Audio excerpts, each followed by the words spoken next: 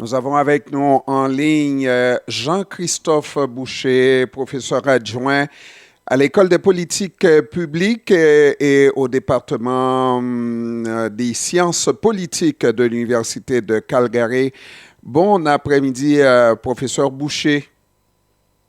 Merci, bonjour.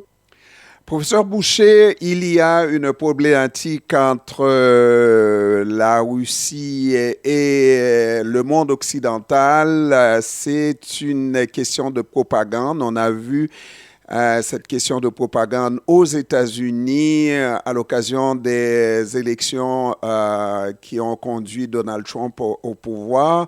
On a vu des essais aussi dans le monde occidental, en France. On a vu aussi au Canada. Professeur Boucher, vous avez mené une étude sur la propagande russe au Canada et selon vos conclusions, il paraîtrait que la source de cette propagande russe au Canada passe d'abord par les États-Unis. Oui, effectivement, l'étude essayait de comprendre dans quelle mesure la propagande russe, ou au moins le discours pro-russe, se déployait au Canada, mais surtout sur les médias sociaux. On sait maintenant, les médias sociaux font partie de l'environnement informationnel des États. C'est aussi un vecteur ou un médium à travers lequel les États maintenant font de plus en plus d'opérations d'influence, essaient de structurer, essaient d'influencer la narrative, l'opinion publique dans les États. Et on essaie de voir dans quelle mesure la propagande russe pouvait justement rentrer au Canada. Et si elle rentrait au Canada, quels étaient les acteurs qui étaient les plus influents dans cet environnement-là. Et à notre grand étonnement, ce qu'on a découvert, c'est que dans une large mesure, une énorme proportion de la propagande russe passe essentiellement par les États-Unis. Ce qu'on a découvert, c'est que d'une certaine façon, la propagande russe se structure autour de deux groupes importants, c'est-à-dire deux réseaux importants. D'une part, l'extrême droite. La propagande russe réussit à mobiliser et à influencer l'extrême droite, principalement américaine, qui, elle, se retrouve à développer, dans le fond, une narrative pro-russe qui se retrouve au Canada.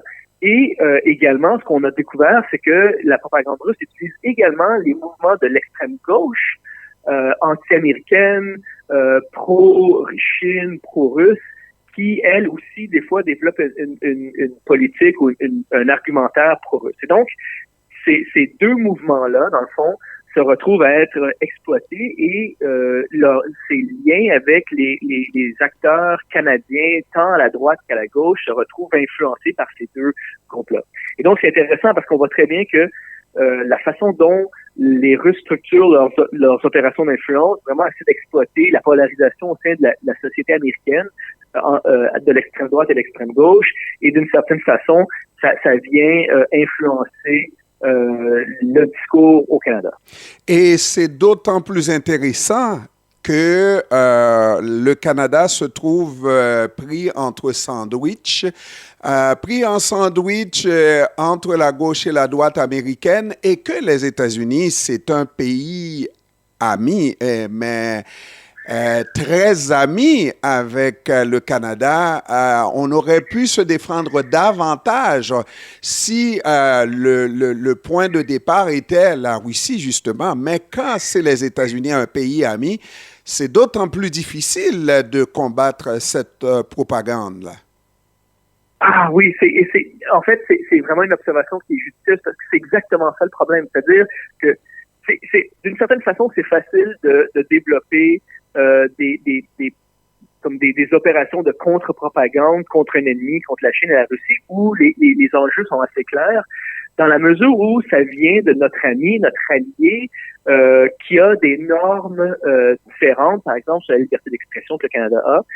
Là, on se retrouve un peu à devoir avoir des relations, avoir une conversation assez difficile avec les Américains en leur disant, ben écoutez, dans une large mesure, vos problèmes domestiques internes, votre polarisation a un impact sécuritaire important au Canada et on ne sait pas comment vous allez gérer votre problème. D'une certaine façon, il va falloir trouver des façons de gérer ça.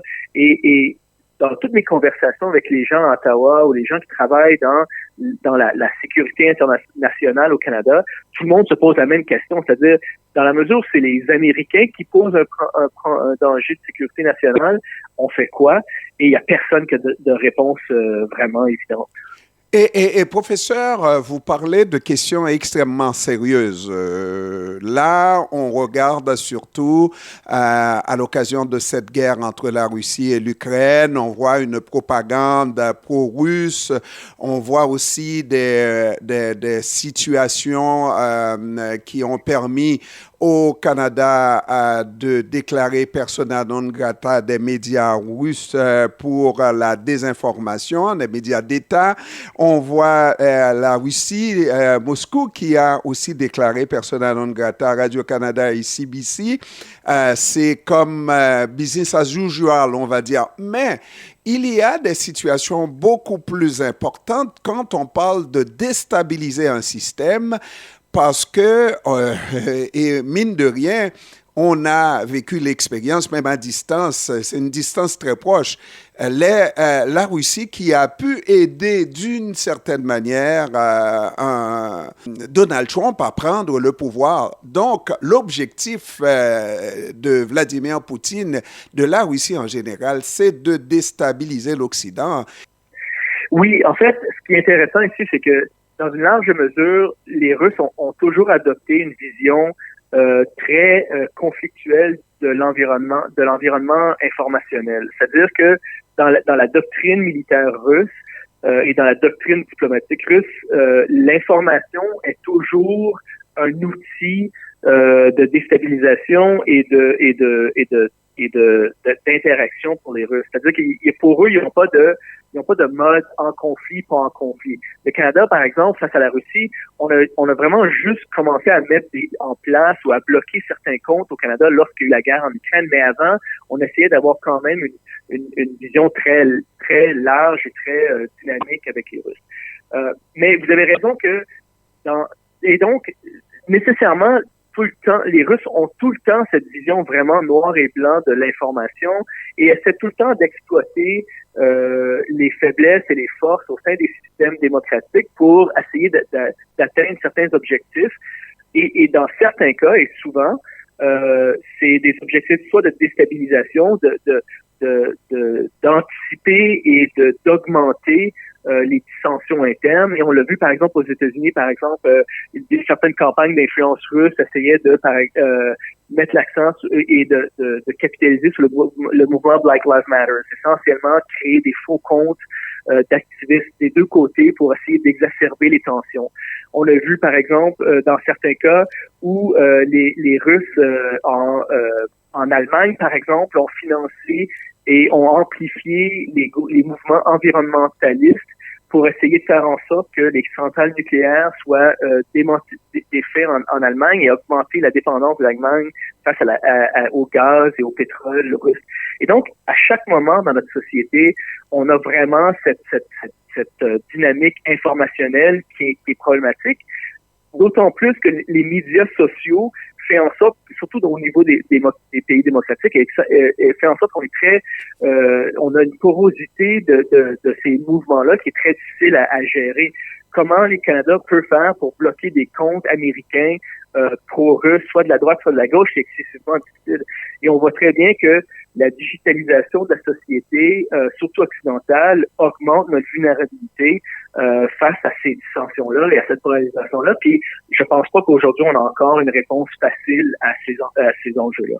Et c'est vraiment extrêmement difficile. Je ne sais pas si, parce que je sais le Canada, le gouvernement du Canada est en train de chercher le comment du pourquoi et surtout trouver la solution au problème.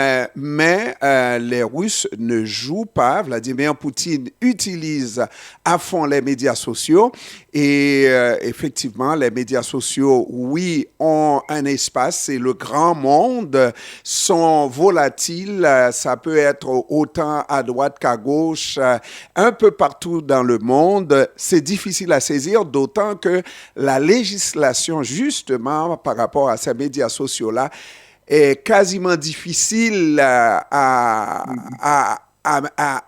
mettre en place, n'est-ce pas? Et surtout à trouver la solution au problème. Extrêmement difficile comme problème, n'est-ce pas? Ah, je pense que vous avez mis le doigt dessus, puis je pense que c'est vrai. C'est-à-dire que dans une large mesure, on n'a pas encore, au moins dans les pays occidentaux, on n'a pas pris compte encore nécessairement du danger auquel font face nos sociétés. C'est drôle parce que j'ai des partenaires en Europe de l'Est, par exemple, qui eux ont dû faire face aux guerres d'information russes depuis plus longtemps, et eux sont un peu plus en avance. Il y a certains pays, par exemple, qui ont des législations contre la désinformation. Mais au Canada et dans la majorité des pays occidentaux, on ne sait pas quoi faire.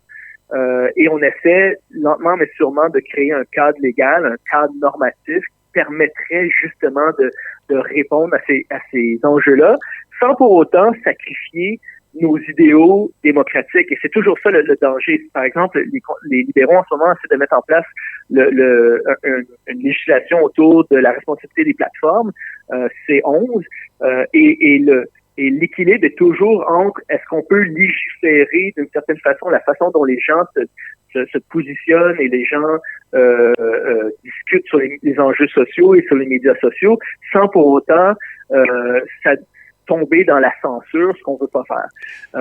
Et c'est très difficile. J'ai quand même une vision plutôt optimiste. Je me dis que avec toute nouvelle technologie, on a vu ça à travers l'histoire humaine, toute nouvelle technologie amène tout le temps des nouvelles dynamiques et ça prend un certain temps aux sociétés à se restructurer et à développer des normes qui permettent de rendre compte de ces changements technologiques-là. On pense par exemple au développement de la presse de Gutenberg, qui a permis justement l'expansion de la religion en Europe. On pense également au développement des médias, des quotidiens aux États-Unis, où au début, lorsque les journaux sont apparus, c'était plutôt des pamphlets et les gens qui étaient riches pouvaient s'acheter un journal et essentiellement critiquer et blâmer et entacher la réputation de leurs compétiteurs. Et lentement, mais sûrement, on a développé des normes journalistiques qui encadrent justement la presse. Je pense qu'on est dans ce même type de processus où les médias sociaux sont arrivés dans notre vie très rapidement, changent très rapidement la donne et on n'a pas développé les normes sociales et l'encadrement juridique qui nous permet justement de structurer l'impact négatif que ce changement technologique a sur notre vie en général. Et naturellement, il ne faut pas oublier nos chartes qu'on adule, n'est-ce pas? Et nous-mêmes, nous sommes toujours les premiers à jouer la Vierge offensée lorsque on a interdit les médias d'État russes comme RT et Sputnik au Canada. Et moi, j'ai entendu des gens, enfin intellectuels, dire que nous sommes seulement alimentés dans cette guerre par des médias de l'Occident qui font de la propagande, n'est-ce pas? C'est comme pour dire que les chartes ont leurs bons côtés, mais ont leurs exigences. Et puis, quelquefois, ça peut nous permettre de toucher de toucher le fond, n'est-ce pas, et de nous dire que ça peut être nuisible d'une certaine manière. C'est l'adjectif que je trouve, mais de toute façon, il faut arriver à se poser des questions et c'est pas toujours évident. Mm-hmm. C'est une conversation au niveau de la société qui est très difficile à faire. Et ce que nous, on voit, c'est qu'il y a quand même une certaine polarisation, une radicalisation de certains segments de la population dans l'extrême droite et dans l'extrême gauche, qui deviennent de plus en plus, qui s'ostracisent davantage de la société, qui commencent à avoir, il y a un bris de confiance assez important avec les institutions gouvernementales, les médias, et ces gens deviennent de plus en plus radicalisés et ont de la difficulté à s'engager dans une conversation utile. Vous avez raison, plein de gens critiquent les médias comme étant un organisme autoritaire. Et professeur, je vous poserai la question. Oui? Est-ce que c'est là les méfaits de cette démocratie, les excès de trop de démocratie? Est-ce qu'on ne tue pas la démocratie? Je le sais pas. Et ça, c'est une bonne question parce que tous les travaux, par exemple, sur la montée du populisme, essaient vraiment il y a comme un débat normatif sur le populisme, à savoir, est-ce que le populisme est une corruption de la volonté démocratique, un peu à la Tocqueville, où d'une certaine façon on en arrive à penser qu'il y a une tyrannie de la majorité qui s'installe au sein de la population, ou bien est-ce que le populisme est un correctif au manque de représentation démocratique et de l'absence de connectivité entre la société et les gouvernants? Moi, je le sais pas, en fait. Je trouve les deux débats intéressants. C'est vrai qu'au niveau démocratique, parfois, on se sent vraiment déconnecté de nos élus et parfois, on a l'impression que les élus ne nous écoutent pas beaucoup. Mais en même temps, il y a quand même toujours cette dérive possible de la majorité qui commence à développer des politiques qui vont entacher les droits des minorités. Au Canada, on sait très bien que c'est un enjeu qui est important. Et donc, je me situe un peu au milieu entre les deux questions. Je le vois très bien comment on peut le voir des deux côtés. Jean-Christophe Boucher, professeur adjoint à l'École des politiques publiques et au département des sciences politiques de l'Université de Calgary. Je vous remercie d'avoir pris du temps de nous parler cet après-midi. Merci beaucoup. Conversation super intéressante. Merci, au revoir. Bonjour.